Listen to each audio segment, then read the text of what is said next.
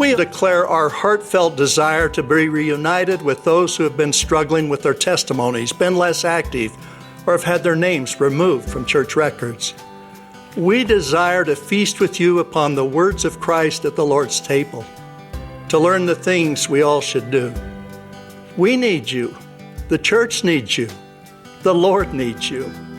Our heartfelt prayer is that you will join with us in worshiping the Savior of the world. We know that some of you may have received unkindness or other conduct that is not Christ-like. We also know that some have had challenges to their faith that may not be fully appreciated, understood, or resolved. Brothers and sisters, regardless of your situation, please know that the church and its members will welcome you back. Personal revelation is available to all those who humbly seek guidance from the Lord. It is as important as prophetic revelation.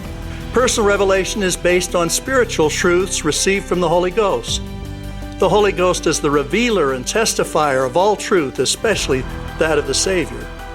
Our spiritual preparation is greatly enhanced when we regularly study the Scriptures and truths of the gospel and ponder in our minds the guidance we seek.